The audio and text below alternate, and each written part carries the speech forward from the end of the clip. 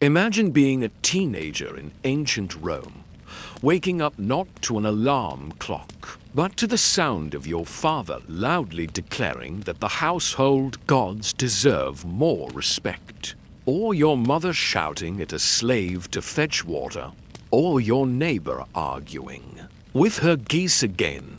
There is no TikTok. There are no energy drinks. There are no algebra tests, which is good.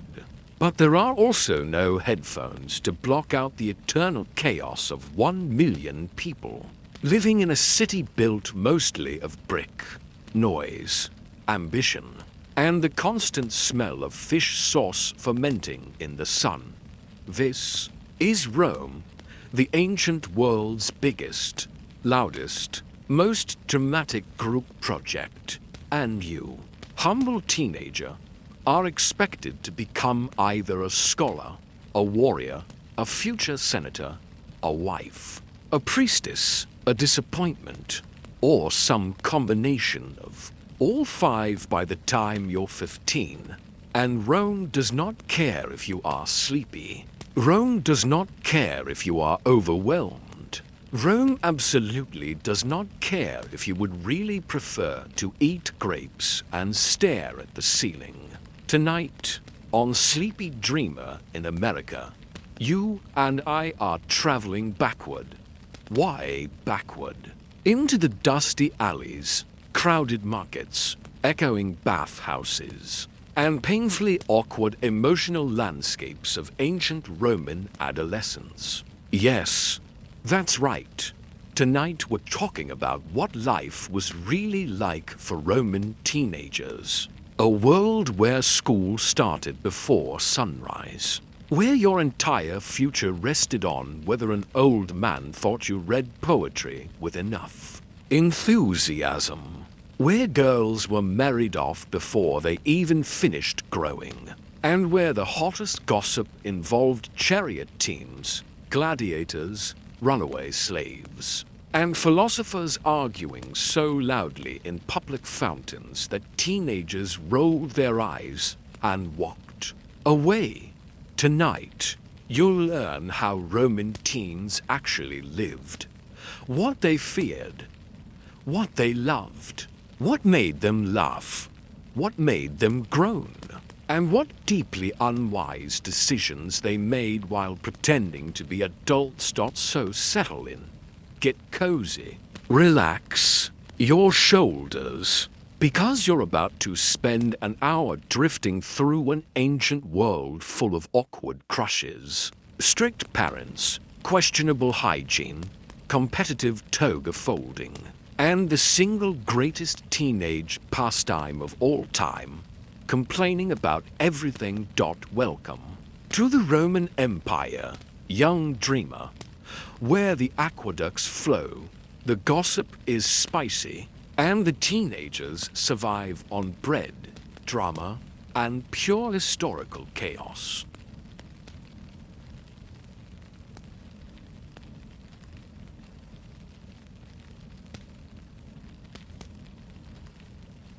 Let us begin your Roman morning, the teenage edition, which starts long before any reasonable human wants to be awake.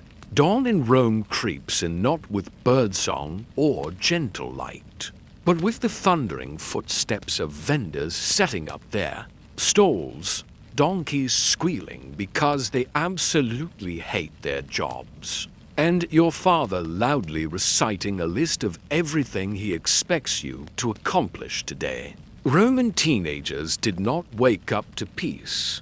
They woke up to responsibility wearing sandals. If you are a Roman boy, your day begins before the sun because school starts stupidly early. You tug on your clothing, tunic first, then maybe a toga if you're fancy, or unlucky. Togas were they, oversized bed sheets of the ancient world, but with the unfortunate twist that they were socially mandatory and incredibly hard to put on. The teenage boys of Rome walked around draped in wool like ceremonial burritos. trying not to trip down the stairs or look uncool. You might practice folding yours in the mirror, then give up because even mirrors in Rome weren't helpful. They were polished metal and made your reflection look like you were melting. You choke down breakfast, stale bread dipped in watered wine, or honey if you're lucky, cheese if you're blessed, nothing if you woke up late. Breakfast is not a sacred meal in Rome. Breakfast is fuel. You swallow it quickly and hope your teacher is in a forgiving mood today, which he won't be, because the Roman school day is run by a man whose greatest joy in life is convincing children that grammar is more important than happiness.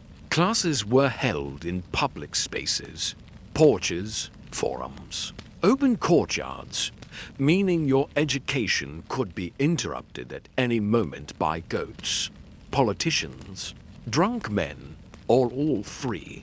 The teacher, called a ludi magister, was paid very little, and therefore extremely cranky. You learned reading, writing, and arithmetic while trying to ignore the sound of someone selling sausages to feet away. And if you weren't good at school, too bad. In Rome, academic failure was a public spectacle. Your teacher could scold you loudly, hit you with a stick, or make you stand in front of the entire city reciting poetry until tears formed out of sheer embarrassment. But if you were wealthy, your school day didn't end with basic subjects. No, you were sent to the Grammaticus, where you studied philosophy, literature, oratory, and how to argue with such dramatic flair that modern lawyers would cry. Teen boys learned the art of speaking loudly, confidently, and at great length. If you've ever met someone who believes they're the main character in every conversation, that's Roman oratory training still haunting us today. Meanwhile, if you are a Roman girl, your morning looks different. Not easier, just different. Your life is centered around the home. You wake, dress in a long tunic called a stola, pin your hair up often painfully, and begin your day helping your mother manage the household. This includes cooking, cleaning, sewing, childcare, weaving, preparing offerings to the household, gods, and listening to older relatives give unsolicited advice at all hours. You are being trained for marriage, whether you want to be or not. And Roman girls often married shockingly young, sometimes 14, sometimes younger. Being a teen bride was considered normal, expected, and downright convenient for the family. Because nothing says eternal love like being paired with a man twice your age, who thinks hair oil is a personality. But don't worry, not everything was serious. Roman girls found ways to rebel. Subtly, they secretly swapped beauty tips, gossiped about gladiators, snuck out to watch festivals, and complained about chores with the force of 1,000 drum beats. They loved jewelry, new hairstyles, music, and a good street performance. And if they were wealthy, they learned reading and writing, too, though society often pretended this was unnecessary, which is ironic considering Roman women later wrote poetry that modern scholars still swoon over. Outside the home, the world was already bustling. Street vendors shouted about figs. Fishmongers argued with customers. Bakers slung hot bread from ovens that made the entire street smell delicious. Teenagers walking through the city past temples, markets, senators in fancy sandals. Beggars telling dramatic stories, and priests' warning of omens they definitely misinterpreted. And everywhere, teenagers were doing what teenagers have always done. Rolling their eyes, whispering jokes, trying to look cool. Trying not to get caught doing something stupid. And wondering if anyone noticed their new haircatron may have been the heart of an empire. But for its young people, it was simply home. Chaotic, noisy, overwhelming, a live dot, and all of this is just the beginning.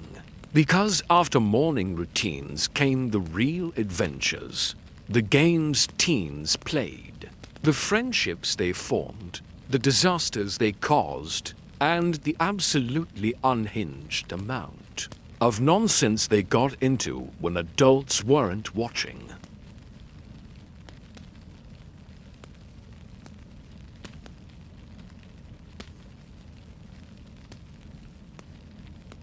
Once the morning dust settled, once the boys had survived their grammar lessons, and the girls had completed their first round of chores, and everyone had eaten enough bread to be legally classified as 40% carbohydrate, the real heart of Roman teenage life began.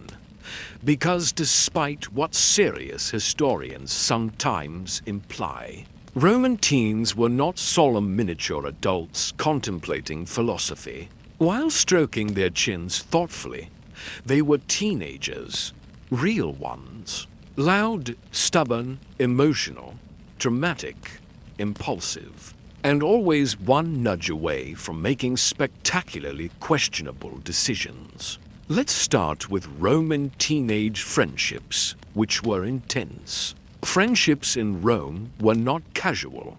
They were alliances. You picked someone and they became your person, your confidant, your co-conspirator, your fellow sufferer in the gladiatorial arena of life and Latin homework. Teen boys formed tight-knit groups that shared responsibilities like walking to school, doing chores, gossiping about their teachers, complaining loudly about, literally everything, bragging about who could throw a stone the farthest and insisting they were definitely, absolutely, unquestionably ready to become senators. Sunday teen girls did the same, except their groups also included strategic, whispering, hair braiding, exchanging perfume recipes, passing around forbidden love poems written by poets their fathers despised, and collectively judging the fashion choices of every adult within a 50-foot radius. Next came leisure, which, for Roman teenagers, was a glorious mix of excitement, chaos, and low-level danger. Teen boys, for instance, adored chariot racing, which was the ancient equivalent of professional sports, except more violent and with a much higher chance of someone getting trampled. The factions, blue, green, red, white, were like sports teams, political parties, and cults rolled into one. Teens chose their team early and defended it with ferocity. Fights broke out constantly. One ancient writer complained that young fans would shout so loudly the gods themselves grew tired. This is historians speak for Roman teenagers who were absolutely insufferable on race days. Girls weren't supposed to attend races, so naturally, some went anyway. Masks, veils, excuses. Oh, father, I'm only going to the temple. Then boom. They were in the stands, yelling louder than the boys. And if racing wasn't dramatic enough, there were gladiator games, which were less a sport and more a combination of live-action theater, violence, and questionable moral lessons. Teens were obsessed with gladiators, posters of them painted on walls. carvings scratched on school tablets, love notes tossed into training yards. Gladiators were basically celebrity heartthrobs with swords. Adults, meanwhile, constantly warned teens not to idolize violent men who punched lions for fun. Teens ignored them and bought more gladiator merchandise. Not all entertainment was dangerous, though Roman teens also enjoyed dice games, knucklebones, ancient jacks, except more competitive and with more yelling music poetry, trying to train their pet dogs to do tricks with a 0% success rate wandering the marketplace. Because nothing says youthful fun like accidentally getting bumped. By senators in Chorigosometes, they formed little gangs, not for crime, though yes, sometimes for crime, but mostly for pranks. Ancient graffiti on Roman walls includes things like Marcellus was here, Julia is pretty, Marcus cheats at dice and lies about it. Teenagers have always been the same dot, of course. Not everything was harmless fun. Teen boys often practiced military drills, especially those from wealthier families. Some ran around fields throwing javelins and pretending they were Julius Caesar, which occasionally resulted in injuries and always resulted in delusion. Girls, meanwhile, learned to manage households so complex they made modern management jobs look lazy. Wealthy girls oversaw servants. Poorer girls were servants. And if you think a Roman teenager had no stress, remember that some of these girls were engaged or married by 14. But there was something else Roman teens deeply loved. Festivals. Festivals were the ultimate escape. Loud, colorful, wild. Adults loosened up.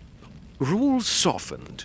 People danced, ate roasted meats, played music, drank wine diluted with water, and shouted praise to Jupiter, Juno, or whichever deity happened to be in charge that week. For teens, it was a rare chance to see others their age, talk freely, flirt discreetly, and pretend, for a few sweet hours, that the world wasn't full of strict fathers, arranged marriages, angry teachers, and relentless expectations.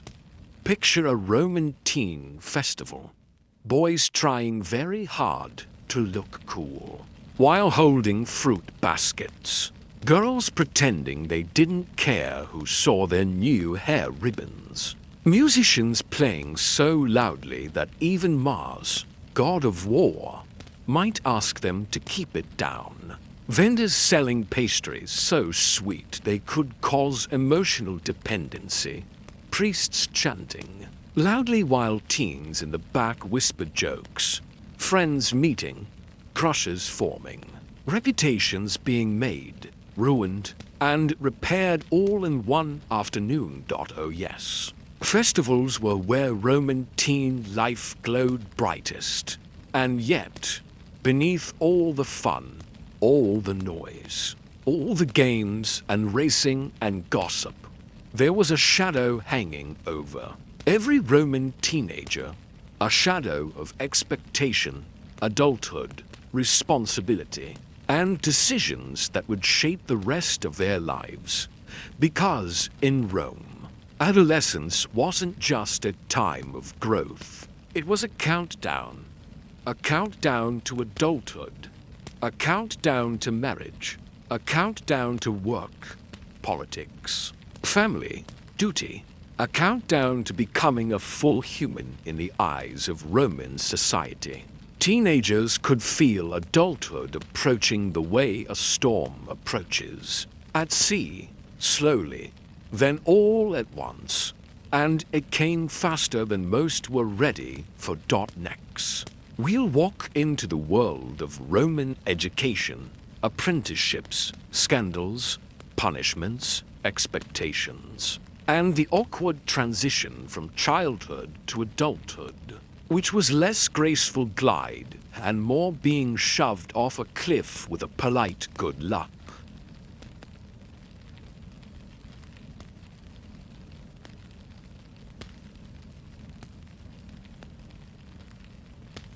By the time a Roman child hit their early teens, the ancient world did something truly bold, truly dramatic, and truly unfair. It decided they were almost adults, not fully, not officially, just almost, which in Roman terms meant, congratulations. Here are adult responsibilities. No, you cannot vote. No, you cannot own land.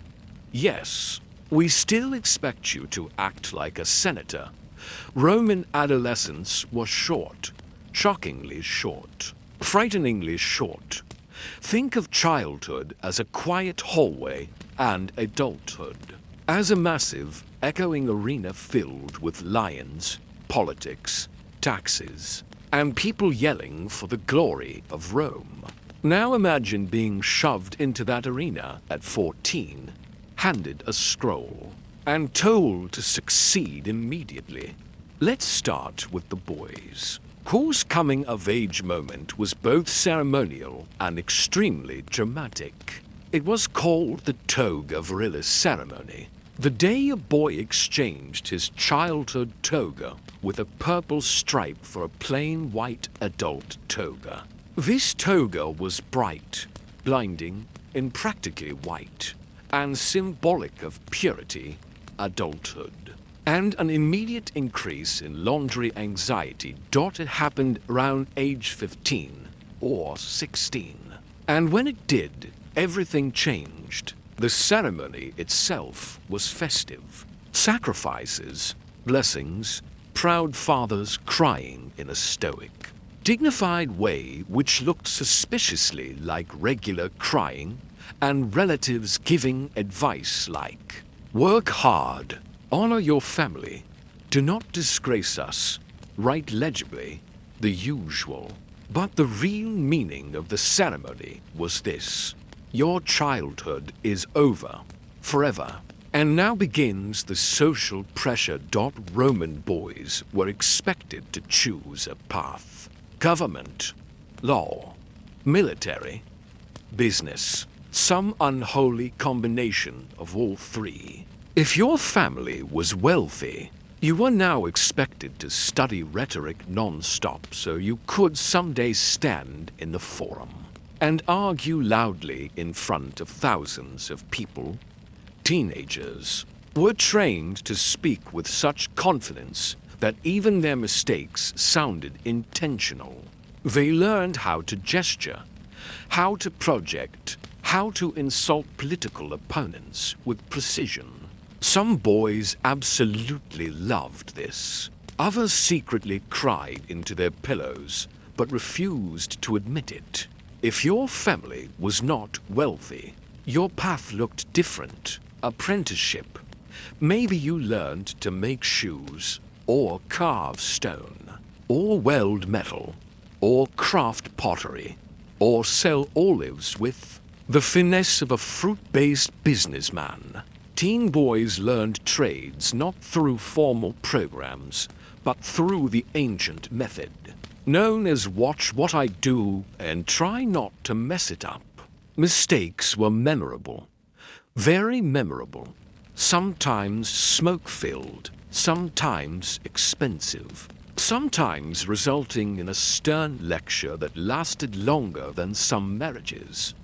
But for girls, the transition into adulthood was even more abrupt, even more intense, and even less fair. Marriage could come at 13 or 14, sometimes younger, always arranged. A Roman girl might still be learning her multiplication tables when she was told, "Congratulations, you're now someone's wife." Love was a bonus, not expected, not required, but deeply appreciated if it happened. A girl's coming of age. Ceremony often occurred right before marriage, involving offerings to household gods, prayers for fertility, and rituals that signaled that she was leaving her childhood behind. Her dolls were sometimes dedicated to Venus or another goddess, symbolic of the childhood she would no longer return to. And just like that, she was an adult, expected to run a household, expected to manage finances, expected to oversee slaves. If the family had them, expected to raise children, expected to remain virtuous, composed, and always respectable. No pressure, right? But let's pause, because not every Roman teen followed the script. Some delayed marriage, some pursued education, some became priestesses with lives of autonomy and influence. Some joined the Vestal Virgins, a prestigious role with enormous power and terrifying consequences for breaking the rules. Some rejected expectations entirely and lived lives so wildly unconventional that ancient writers struggled to describe them politely. But the transition to adulthood wasn't just about ceremony and responsibility. It came with punishments, too, because Roman life was strict, and Roman adolescents were, well, adolescents. If a boy skipped school, the teacher could hit him. If he talked back to his father could hit him. If he got into trouble with local authorities, the punishment varied from fines to forced labor to the ancient Roman classic, public humiliation. Romans loved humiliation.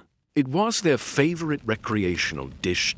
Girls faced different consequences. A girl who behaved improperly risked her reputation, which, in Rome, was everything. A rumor could ruin a marriage arrangement. A scandal could destroy a family. A misinterpreted glance could lead to months of tense lectures. And yet, Roman teenagers pushed boundaries anyway. Why? Because teenagers are universal. One wrote graffiti mocking a senator's haircut. Another snuck out to see a gladiator she found handsome. Another pretended to study philosophy, but was actually napping behind a column. One boy tried to impress a girl by jumping into a fountain. It did not work. He slipped. People applauded. Sarcastically, Roman parents reacted exactly as you'd expect. What were you thinking? You're grounded. Do you know how embarrassed your father is? You are forbidden from seeing that gladiator again. Why can't you be more like your cousin? In other words, timeless. But the biggest pressure looming over Roman teens was future identity. Who would they become? What path would they choose? Rome offered opportunity, but it also demanded loyalty, ambition, and thick emotional armor. Which brings us to the central truth about Roman adolescence. It wasn't just a period of life. It was an audition. Show Rome what you could be. Show your family who you would become. Show your teachers you could translate Homer without crying. Show society you were worthy of belonging. And in the next part, we'll dive into the daily emotional life of Roman teens, their crushes, their heartbreaks, their hopes, their anxieties, their private joys, their melodramatic tragedies, and the surprisingly relatable inner world of ancient youth.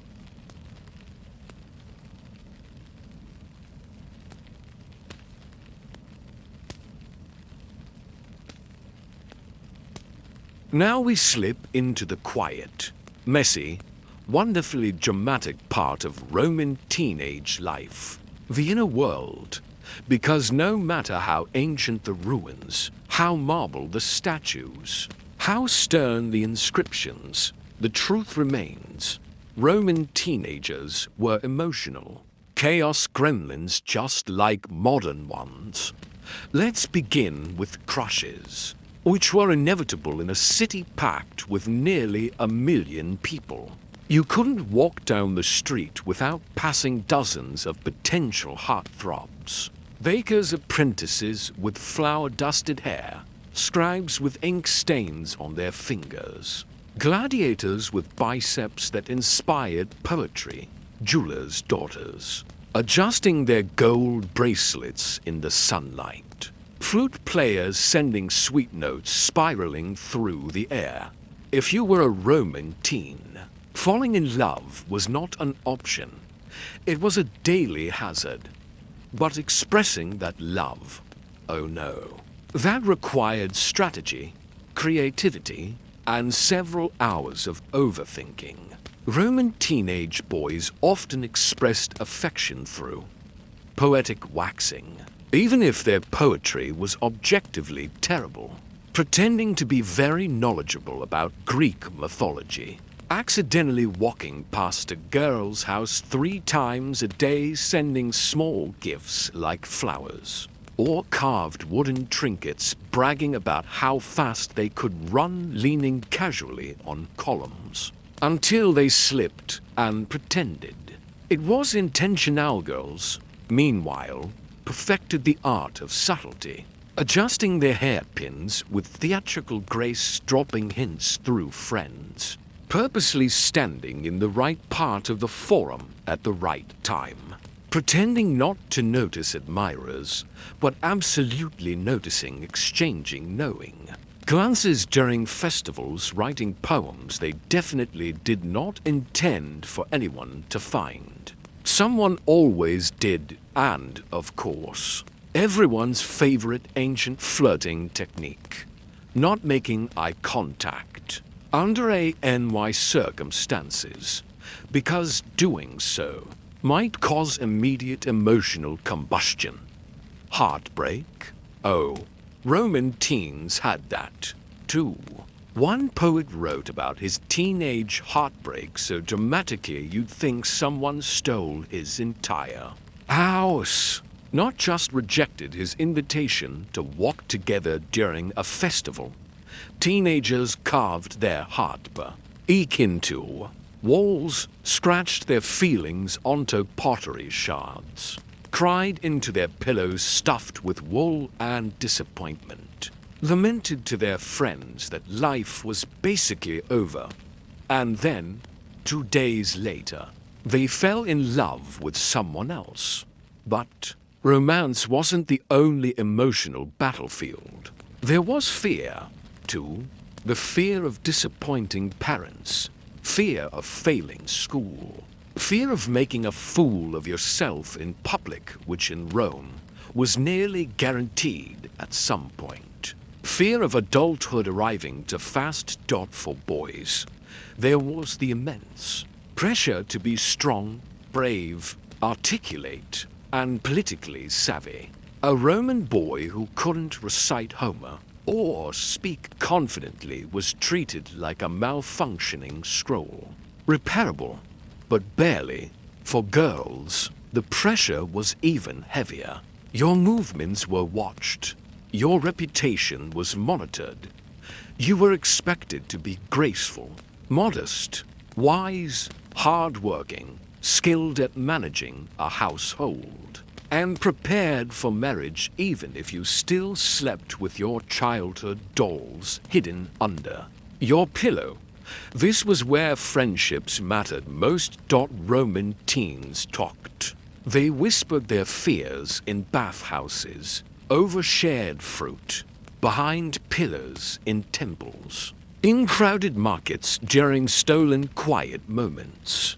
One girl whispered to her friend, "I don't want to get married. I want to learn medicine." One boy confessed, "I don't want to be a lawyer. I want to draw maps. Others shared sillier worries. My toga keeps slipping in public. My teacher hates me because I breathe too loudly. I'm in love with someone who thinks I'm a lamp.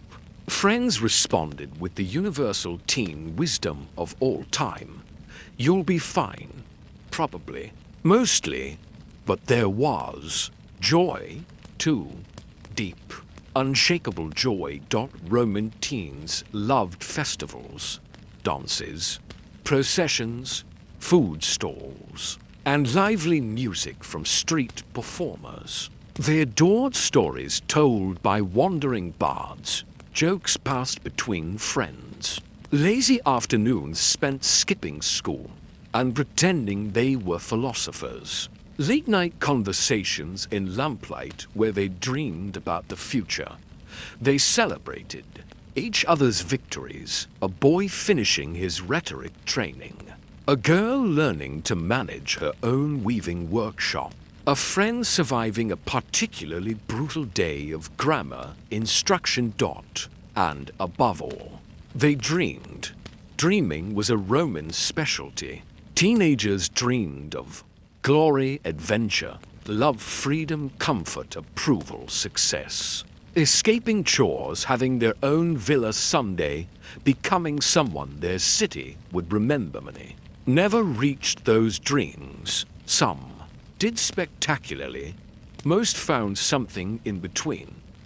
But the emotional core of Roman adolescence, the insecurities, the hope, the longing to belong, the need to be understood, all of it is deeply familiar, as if 2,000 years haven't passed at all. However, Roman teenage life wasn't all romance and introspection. There was also danger, political danger, physical danger, social danger, and occasionally the danger of making extremely poor decisions near livestock. In the next part, we'll examine the hazards Roman teens faced daily, from street crime to political riots to runaway chariots, from strict punishments to bizarre superstitions, from medical quirks to sudden illnesses.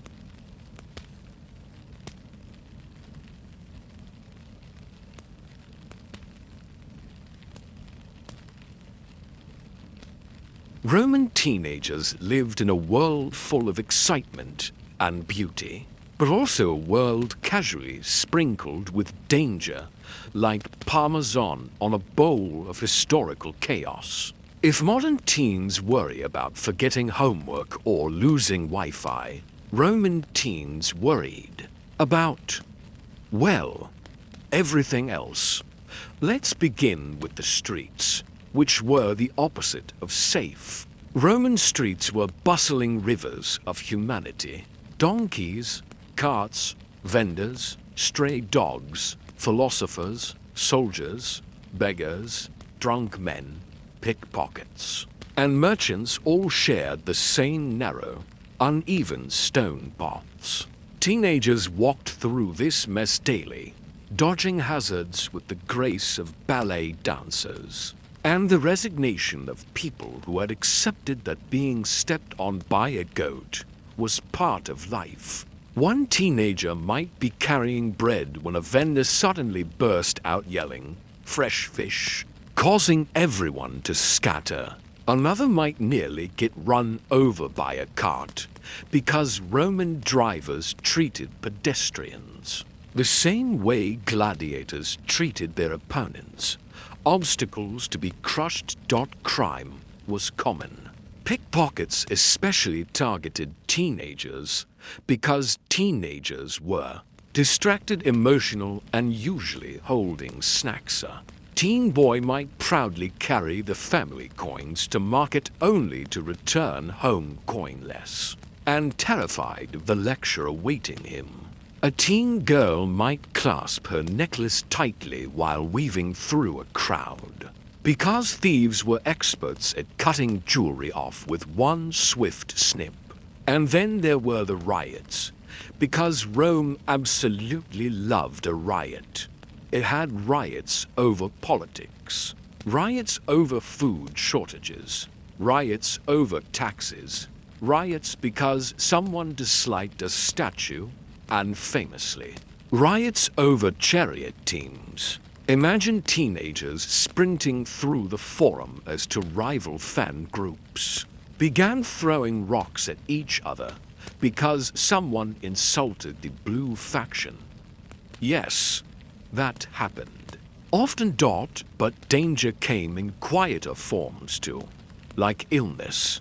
Roman medicine was enthusiastic, but not always wise. Teenagers might get a cold and be treated with a mixture of wine, herbs, honey, owl feathers, and advice from a man who once read a scroll about anatomy, but fainted at the sight of blood. A sprained ankle might result in a priest muttering a prayer to Apollo while tying on a bandage made of wool soaked in vinegar. And don't even ask about fevers. Doctors loved diagnosing fevers. It made them feel important. Their treatments included bloodletting weird potions, lying very still, lying very not still. Hoping the gods were in a good mood. Teenagers didn't fear homework. Teenagers feared infections.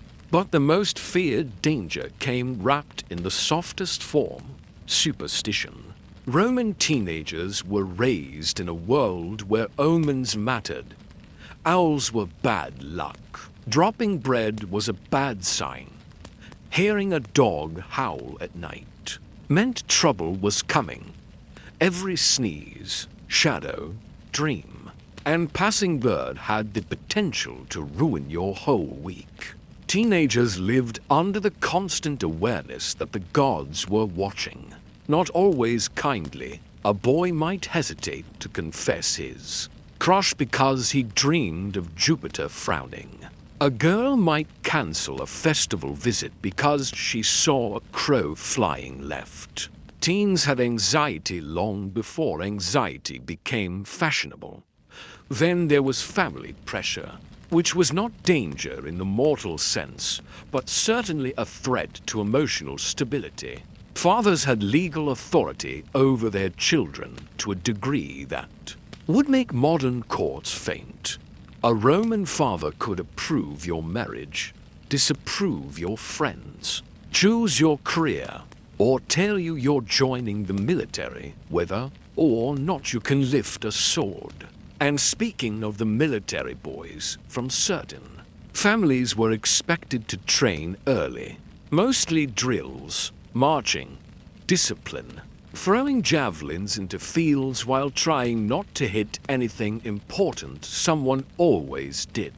It was a rite of passage, with a non-zero risk of accidentally injuring a tree, a fellow trainee, or one's own dignity.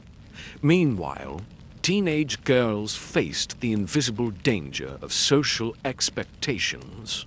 A single rumor could destroy a reputation. A single moment of impropriety, talking to the wrong person, wearing the wrong jewelry, laughing too loudly, could ignite gossip that burned for months. Girls lived under a delicate social microscope. Boys lived under a political and physical one. Either way, adolescence was not gentle. But here's the magical thing. Roman teens learned to dodge danger. With the agility of circus performers, cross the street before the drunk guy stumbles your way. Avoid large crowds during political speeches unless you love chaos. Stay out of the Circus Maximus after dark unless you enjoy being pickpocketed. Always carry an amulet against bad omens. And never walk behind a donkey. Never. Donkeys kicked. Without warning and without remorse. Despite the chaos, despite the danger, despite the expectations, Roman teenagers found ways to thrive. They developed resilience, humor, wit, strength, patience. The ability to navigate crowded streets while carrying jars of oil and not crying. But adolescence is more than danger and survival. It's also identity, purpose, dreams, and the eternal. Question every Roman teenager asked themselves at least once. What will I become in this huge, ridiculous, magnificent empire? In the next part, we explore the future, how Roman teens imagined adulthood, what careers awaited them, the strange rituals marking the transition, and how young people in ancient Rome carved their place in history.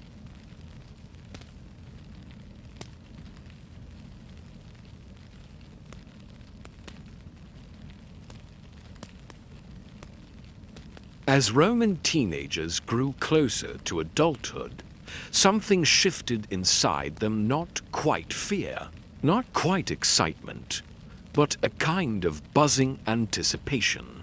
Like standing backstage before stepping into a vast amphitheater filled with cheering crowds, judgmental relatives, and unpaid taxes. Because adulthood in Rome wasn't just a phase of life. It was a role, an identity, a social performance with costumes, obligations, and critics. And teenagers felt it creeping toward them like a shadow. Let's begin with boys, whose futures were carved from family expectations, ambition, and whichever gods their mothers prayed to most aggressively. A wealthy boy might imagine himself becoming a lawyer, shouting dramatically in the forum a politician, bribing people politely a general, marching under banners while trying not to trip on his own sword a philosopher, sitting on steps and confusing everyone with big words, or a landowner, yelling at farmers about wheat yield so poor a boy might picture himself as a blacksmith, a potter, a carpenter, a street vendor, a messenger with legs of steel, or a soldier paid in coin, bread, and the occasional adventure bit regardless of class. Every Roman teen boy knew one truth: adulthood meant responsibility, whether you were ready or not. Sons were expected to support aging parents, honor ancestors, and one day raise families of their own. Fathers lectured endlessly about discipline, honor, courage, and the importance of reading contracts before signing them. Mothers warned their sons not to waste time, not to gamble, not to fall for the wrong girl, and not to embarrass the family by wearing their toga crooked. Then there were girls, whose futures were equally complex, full of skills, expectations, and dreams tucked neatly between the folds of their stola. A wealthy girl might imagine running a household with dozens of servants, organizing lavish dinners, where she pretended not to judge people managing finances. Roman women were surprisingly good at business, buying jewelry she absolutely didn't need. Being the respected matron of a powerful familia poorer girl might imagine. Weaving cloth for the marketplace, selling vegetables from her family's plot. Baking bread in a neighborhood oven, nursing siblings, or helping run a tiny family workshop. But girls also dreamed quietly, dreams not meant to be spoken aloud. Dreams of learning poetry, dreams of traveling, dreams of freedom, dreams of love not ranged, but chosen, dreams of having a voice in a world that often pretended not to hear them. Some achieved those dreams, some didn't. Some carved entirely new paths. And because dreams need rituals, Romans created ceremonies to mark the transition into adulthood. Some were elaborate, others were simple. All were emotional, for boys. The toga ceremony we mentioned earlier was the big moment. Families celebrated with feasts. The boy offered a sacrifice, thanked the gods, and exchanged his childhood toga for the adult won a garment that instantly made him look slightly overwhelmed and slightly wrinkled. Girls had rituals too. Before marriage, they dedicated childhood toys, dolls, rattles, tiny wooden animals to a goddess like Venus or Diana. It was symbolic, beautiful, heart-wrenching. Imagine a teenager setting aside the objects that once comforted her, knowing she was stepping into a new life she didn't fully understand. After these ceremonies, society looked at them differently. No longer children, not yet old, but unquestionably responsible. And teens felt this shift intensely. One boy wrote in a surviving letter, "I feel as though I am two people, one who wishes to run and play, and one who must pretend he never did." One girl confessed to a friend, "They say I will be a wife soon, but I still feel like a daughter." But identity wasn't only shaped by ceremony. It came from choices, small and large. Some boys chose politics. Some chose military service. Some chose trade. Some chose to study until their brains begged for mercy. Some girls married early. Some married later. Some never married at all. Some became businesswomen, landowners, priestesses, healers, poets. Yes, poets. Roman women wrote poetry so bold that male historians centuries later pretended not to know how they learned literacy. Identity also came from community. Teens relied on siblings, best friends, neighbors, and mentors. They shaped their future selves through conversations whispered under fig trees, advice given at bathhouses, arguments held in dusty courtyards, and private promises they swore to keep. But perhaps the most important part of Roman adolescence was understanding one's place in a vast, sprawling empire, an empire filled with contradictions, glorious and violent, rich and poor, disciplined and chaotic, deeply traditional yet constantly changing. Roman teens were taught to respect the past and conquer the future simultaneously. A confusing assignment, but somehow they managed. And once they crossed the threshold into adulthood, the world opened, sometimes beautifully, sometimes brutally. Which brings us to our final chapter: how Roman teenagers grew into Roman adults. What parts of their adolescent selves they kept, what parts they lost, and what happened to them in the grand tapestry of Roman history.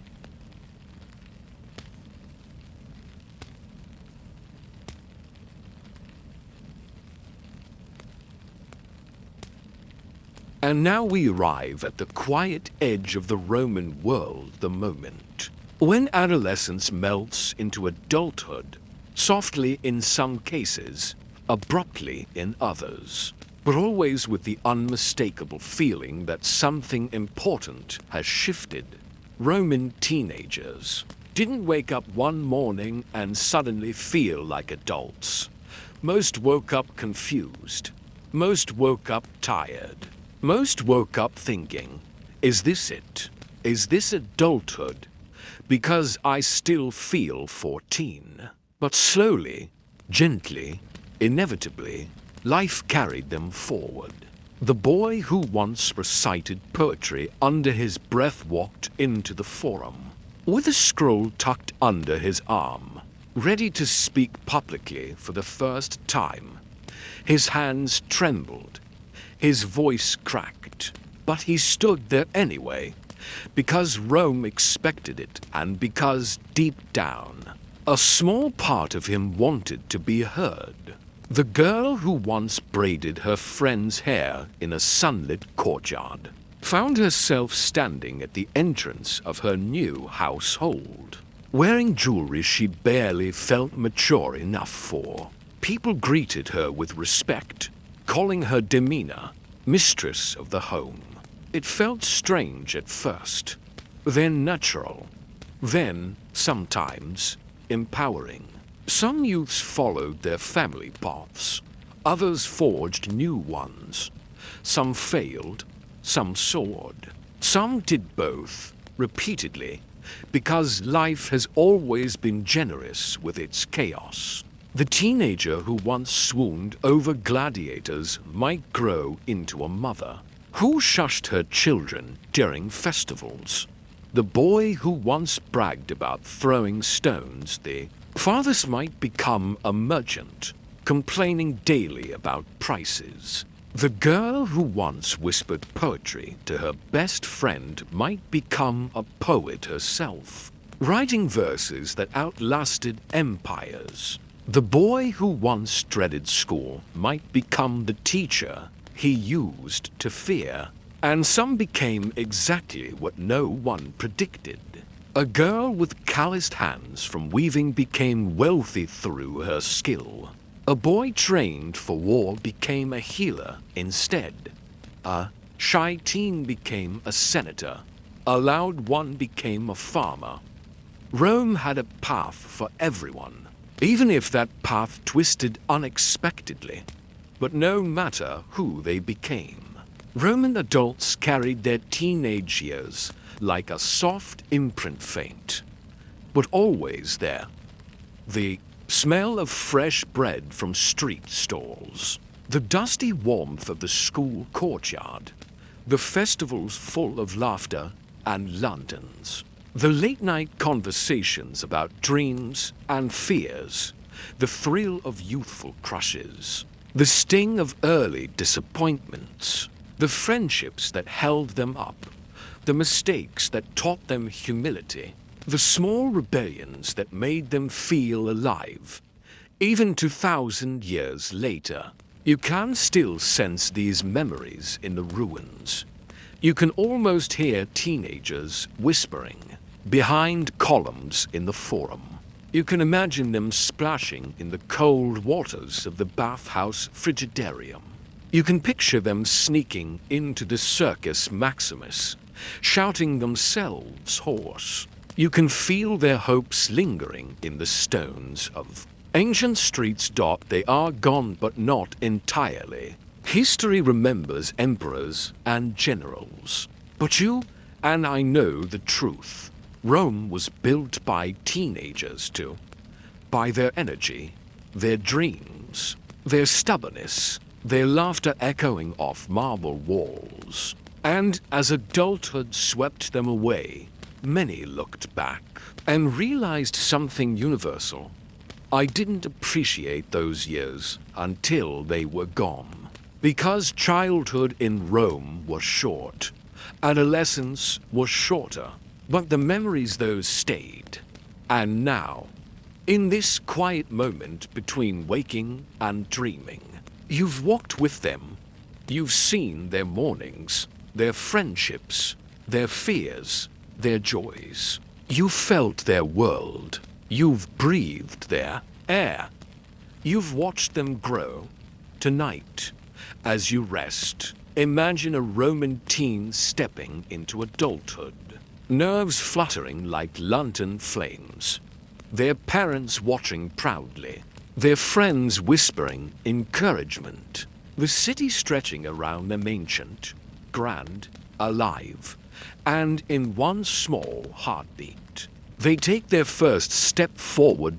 Just like you do every day, without realizing how brave you are. So drift now, dreamer. Let the colonnades fade. Let the marble cool. Let the laughter of ancient youth echo softly into the night. Because Roman teenagers lived, loved, hoped, doubted, struggled, evolved, and so do we. Time may pass, civilizations may rise and fall, but adolescence, that beautiful, bewildering chapter, it's eternal. Good night from ancient Rome. Good night from the past. Good night. Sleepy dreamer in America.